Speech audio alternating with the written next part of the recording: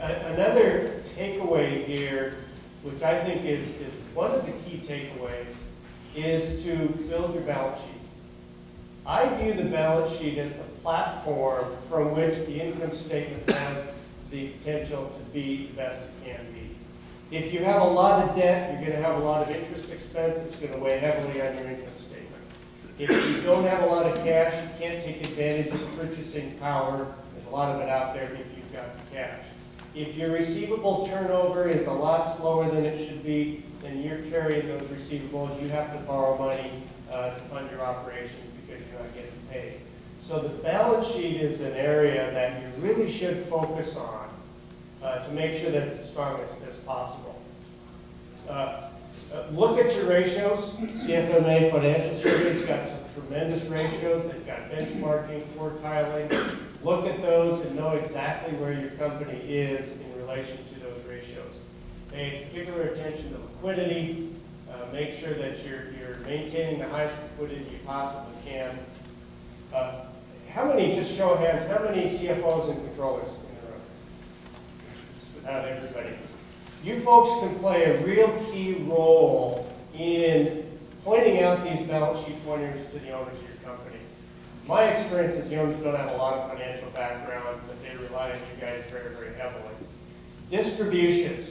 Really try to get the owners not to take distributions in excess of tax payments. That has happened in the past. If you can have them keep the money in the company, strengthens balance sheet, strengthens the equity. And if they have taken money out, see if they can put money back in, put more capital back into the company. So balance sheet management, very, very key in my opinion. On the income statement side, the name of the game with profit dollars, gross profit margins falling is manage your overhead. That shouldn't come as any surprise to all of you financial oriented here, but the strong companies are the ones that can dial up, dial down their overhead to match their gross profit. If you can't do that because you've got fixed costs, you're going to be in a much more difficult position. Out there on the jobs, another opportunity, dial into job efficiencies. Hire an efficiency experts, because as profit margins come down, the dollars of profits that are in there in the bid are not as much. It may make or break a job by how efficient the job is managed. So really dial into job efficiencies out there in the field. Communicate constantly.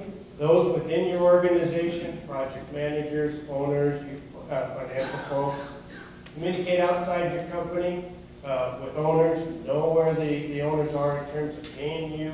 Relay that information to your banks. Relay it to your creditors and sureties.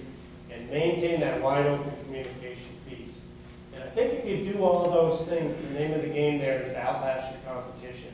Because there's a lot of new folks in the market now. They aren't going to be here in a year or two because they're taking jobs way, way too cheaply.